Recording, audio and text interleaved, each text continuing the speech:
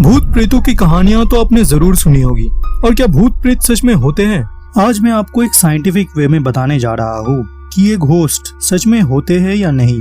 Video शुरू करने से पहले मैं आपको बता दूं कि कई लोग कहेंगे कि ये सब बकवास है, भूत थोड़ी ना सच में होता है। तो उन लोगों को मैं कहना चाहता हूँ कि थोड़ा ओपन माइंडेड बनिए और इस वीडियो में मैं जो साइंटिफिक वे में बताने जा रहा हूँ उसको ध्यान से सुनिए। और हाँ, इस वीडियो को पूरा जरूर देखना। पूरा वीडियो नहीं देखोगे तो आप और ज्यादा कंफ्यूज हो जाओगे। सबसे पहले मैं ये बताऊंगा कि पैरानॉर्मल इन्वेस्टिगेटर्स क्या मानते हैं और उसके बाद बताऊंगा कि साइंस क्या मानती है, ताकि वो लोग भी समझ सके जो भूत प्रेतों को मानते हैं और वो लोग भी समझ सके जो इन चीजों को नहीं मानते। सबसे पहले बात करते हैं जो भूत प्रेतों को मानते हैं, यानी कि पैरानॉर्मल इन्वेस्टिगेटर्स। इनके हिसाब से भूत प्रेत का मतलब होता है किसी मरे हुए इंसान की वो एनर्जी जो कि फिजिकल बॉडी खत्म होने के बाद भी इस यूनिवर्स में रहती है और वो अपनी प्रेजेंस को किसी परछाई या फिर किसी शेप में दिखाती है। जो लोग भूत में विश्वास करते हैं उनके हिसाब से भूत उन लोगों की आत्माएं होती है जिनकी कोई बड़ी ही महत्वपूर्ण इच्छाएं या फिर कोई काम अधूरा रह जाता है।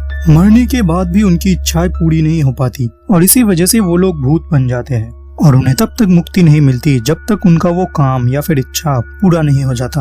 वो अक्सर उन्हीं जगहों पे दिखाई देते हैं जो कि उन्हीं से जुड़ी होती है, जैसे कोई घर या फिर कोई जगह, और कभी कभी तो ये किसी इंसान के अंदर भी चली जाती है। ऐसे कई सारे घटनाएं हो चुकी है इस दुनिया में जहाँ पर हम सुनते हैं कि किसी भूत ने किसी इंसान को अपने वश में कर लिया है, और ऐसी कई सारी मूवीज भी बन चुकी है इन चीजों पर। उनमें से ज्यादातर मूवीज तो एंटरटेनमेंट के लिए होती है, लेकिन कुछ मूवीज सच्ची घटना पे आधारित होती है, जैसे 1973 में आई द एग्जॉर्सिस्ट मूवी और 2013 में आई द कंज्यूरिंग।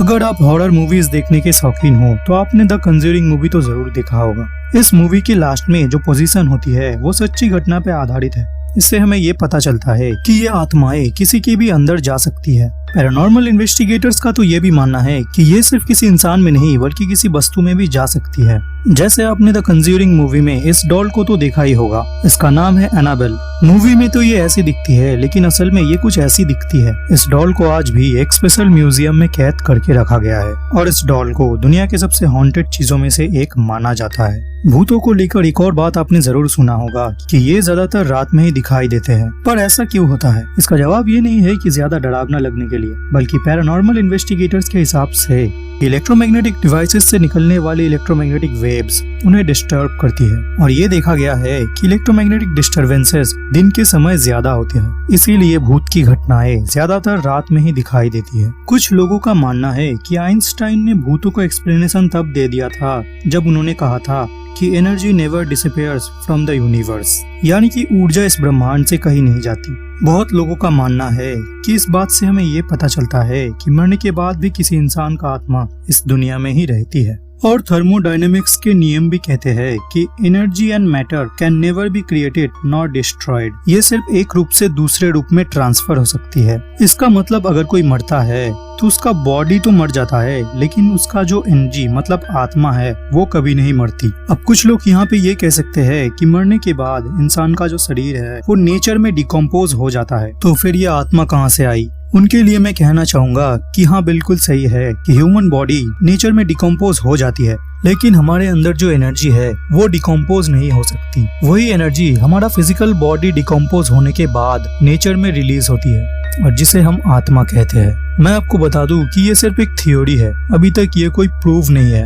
इसी आत्मा के सच्चाई को जांचने के लिए बहुत पहले एक एक्सपेरिमेंट किया गया था। इस एक्सपेरिमेंट में एक पेशेंट का वेट नापा गया जब वो जिंदा था और फिर उसके मरने के बाद उसका वेट दोबारा नापा गया। जब दोनों रिजल्ट्स को कंपेयर किया गया तो पता चला कि दोनों रिजल्ट्स में 21 ग्राम का अंतर है। मतलब मरने से पहले उस पेशेंट की बॉडी का जितना वेट था, मरने के बाद उस पेशेंट की बॉडी का वेट 21 ग्राम कम हो चुका था।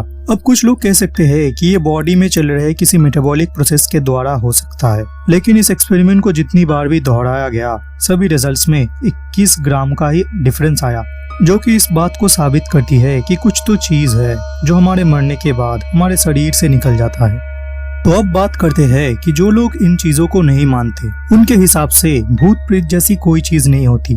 और दुनिया में जितने भी ऐसे भूत प्रेतों का देखा जाने का दावा किया गया है वो सब या तो झूठ या फिर भ्रम है। अक्सर आपने देखा होगा कि कई जगहों पर आपको बहुत अजीब सी फीलिंग होती है, जैसे आपको कोई देख रहा हो। तो जो लोग इन भूत प्रेतों पे विश्वास नहीं करते उनके हिसाब से ये चीजें होती है इंफ्रासाउंड की वजह से। इंफ्रासाउंड्स उन साउंड्स को कहते हैं जिनकी फ्रीक्वेंसी 20 हर्ट्ज के नीचे है। ह्यूमन ईयर 20 से 20,000 हर्ट्ज तक के साउंड्स को सुन सकता है, इसीलिए हमें इंफ्रासाउंड्स सुनाई नहीं देता। लेकिन ये इंफ्रासाउंड्स ह्यूमन सेंसेस को मैनिपुलेट कर सकता है या फिर इन्हीं की वजह से हमें कोई हेलुसिनेशन होता है। तो मैंने आपको बता दिया कि दोनों पक्षों के लोग क्या मानते हैं। पर्सनली मेरी बात करें तो मैं इन चीजों को मानता हूँ। आप भूत प्रेतों को मानते हैं कि नहीं, नीचे कमेंट में लिखना मत भूलना। तो मिलते हैं नेक्स्ट वीडियो में। Thanks for watching.